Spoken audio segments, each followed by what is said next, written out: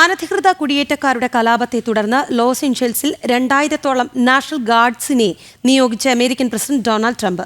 കലാപത്തെ തുടർന്ന് 118 അറസ്റ്റുകൾ നടന്നതായി റിപ്പോർട്ടുകളുമുണ്ട്. അനധികൃത കുടിയേറ്റക്കാരെ കണ്ടെത്തുന്നതിന് വ്യാപക തിരച്ചിലാണ് അധികൃതർ നടത്തുന്നത്.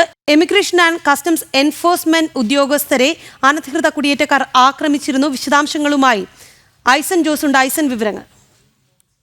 ഇറാഖി ശക്തമായ തെരച്ചിലാണ് കാലിഫോർണിയയിലും അതുപോലെ തന്നെ പ്രദേശങ്ങളിലും ലോസ് ഏഞ്ചൽസിലും എല്ലാം തന്നെ കാര്യമായി നടക്കുന്നുണ്ട്. അതായത് അനധികൃത കുടിയേറ്റക്കാർ ധാരാളമുള്ള പ്രദേശമാണിത്. ഈ പ്രദേശത്ത് വൻതോതിലുള്ള പരിശോധനകൾ കസ്റ്റംസ് ആൻഡ് ഇമിഗ്രേഷൻ ഡിപ്പാർട്ട്മെൻറ്റ് നടത്തുന്നുണ്ട്. ഇമിഗ്രേഷൻ ആൻഡ് കസ്റ്റംസ് എൻഫോഴ്സ്മെൻറ്റ് എന്ന് പറയുന്ന പ്രത്യേക സംവിധാനമാണ് ഇതിനുവേണ്ടി കൃത്യമായ നിരീക്ഷണങ്ങളെല്ലാം തന്നെ നടത്തുന്നത്. ഇത്തരത്തിൽ നിരീക്ഷണങ്ങൾ നടത്തി ഇവരെ കണ്ടെത്തി ഡീപ്പോർട്ട് ചെയ്യുക എന്നൊരു ലക്ഷ്യമാണുള്ളത്. ഇതിനെതിരെ ഈ റെയ്ഡുകൾ നടക്കുന്ന ഒരു സാഹചര്യത്തിലാണ് ഇന്നലെ വലിയൊരു കലാപത്തിലേക്ക് കാര്യങ്ങൾ പൊട്ടിപ്പുറപ്പെടുന്ന ഒരു സാഹചര്യമുണ്ടായത്. ഇമിഗ്രേഷൻ ആൻഡ് കസ്റ്റംസ് എൻഫോഴ്സ്മെൻറ്റ് ഉദ്യോഗസ്ഥരെ ആക്രമിക്കുകയായിരുന്നു കുറേ പേർ ചേർന്ന്. ഈ ആക്രമണം ഉണ്ടായതോടുകൂടി ഡെമോക്രാറ്റിക് പാർട്ടി നയിക്കുന്ന സ്റ്റേറ്റിൽ നിന്ന് കാര്യമായ ഒരു ഇടപെടലൊന്നും ഉണ്ടായില്ല എന്നതുകൊണ്ട് തന്നെ ശക്തമായ നാഷണൽ ഗാർഡ്സിനെ നിയോഗിക്കാൻ ട്രംപ് തീരുമാനിക്കുകയായിരുന്നു. ഈ നാഷണൽ ഗാർഡ്സിനെ നിയോഗിച്ചതിനെ തുടർന്ന് 2000-ഓളം നാഷണൽ ഗാർഡ്സിനെ നിയോഗിച്ച് ഇപ്പോൾ കലാപം അടിച്ചമർത്താനുള്ള ഒരു നീക്കം തന്നെയാണ് ഉണ്ടായിക്കൊണ്ടിരിക്കുന്നത് എന്നാണ് മനസ്സിലാക്കാൻ സാധിക്കുന്നത്.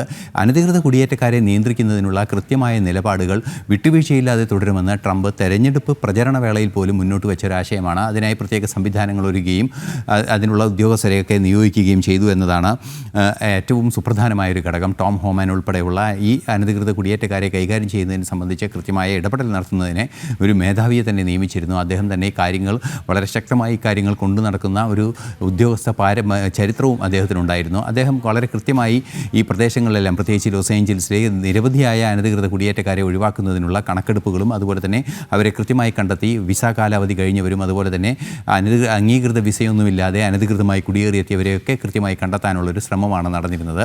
ആ നടക്കുന്നതിനിടെയാണ് ഇത്തരത്തിൽ വലിയൊരു കലാപത്തിലേക്ക് കാര്യങ്ങൾ നീങ്ങുന്ന ഒരു സാഹചര്യമുണ്ടായത്. മറ്റൊരു സുപ്രധാന വിഷയം എടുത്തു പറയേണ്ടത് ഇത്തരത്തിലൊരു കലാപത്തിലേക്ക് കാര്യങ്ങൾ നീങ്ങുന്നത് ഈ അമേരിക്കയിൽ ആദ്യമായാണ്. ഇത്തരത്തിൽ വലിയൊരു കലാപം ഉണ്ടാകുന്ന ഒരു സാഹചര്യം പ്രത്യേകിച്ച് അനധികൃത കുടിയേറ്റക്കാരെ കൈകാര്യം ചെയ്യുന്ന ഒരു വിഷയത്തിലുണ്ടാകുന്നത് ഏറെ ഗൗരവത്തോടെ തന്നെ നോക്കിക്കാണുന്നു എന്നാണ് മനസ്സിലാക്കാൻ സാധിക്കുന്നത്. ലോസ് ഏഞ്ചൽസ് ഈ പ്രശ്നമുണ്ടായ പ്രദേശങ്ങളെല്ലാം തന്നെ ഏതാണ്ട് ഒരു ഹർത്താലിൻ്റെ രീതിയിൽ ജനങ്ങൾ ഒഴിയുന്ന ഒരു സാഹചര്യമുണ്ട്. അനധികൃത കുടിയേറ്റക്കാർ പുറത്തിറങ്ങാതിരിക്കുന്നു, നിരവധിയായ അനധികൃത കുടിയേറ്റക്കാർ പുറത്തിറങ്ങാതിരിക്കുന്ന ഒരു വിഷയം. അതുപോലെ തന്നെ സ്വാഭാവികമായും ടാക്സി പോലുള്ള പൊതുഗതാഗത സംവിധാനങ്ങളിലൊക്കെ ഇവർ ജോലി ചെയ്യുന്നുണ്ട്. അവരെല്ലാം തന്നെ പുറത്തിറങ്ങാത്തൊരു സാഹചര്യം ഉണ്ടാകുന്നു. ഹോട്ടലുകൾ തുറക്കുന്നില്ല. അത്തരത്തിലുള്ള പ്രശ്നങ്ങളൊക്കെ ഉണ്ടാകുന്നുണ്ട്. തീർച്ചയായും എല്ലാ അനധികൃത കുടിയേറ്റക്കാരെയും കണ്ടെത്തി അവരെ നിയമത്തിന് മുന്നിൽ കൊണ്ടുവരും, കൃത്യമായി നാടുകടത്തുമെന്ന ഉറച്ച നിലപാടിൽ തന്നെയാണ് ട്രംപ് ഉള്ളത്. അനധികൃത കുടിയേറ്റം തടയാൻ കടുത്ത നടപടിയുമായി അമേരിക്കൻ പ്രസിഡന്റ് ഡൊണാൾഡ് ട്രംപ് രംഗത്ത് ഉണ്ട്. കുടിയേറ്റ കലാപം അമർച്ച ചെയ്യാൻ നാഷണൽ ഗാർഡ്സിനെ നിയോഗിച്ചിരിക്കുകയാണ് അദ്ദേഹം. വിശദാംശങ്ങൾ നൽകിയത് ഐസൻ ജോസ് ആണ്.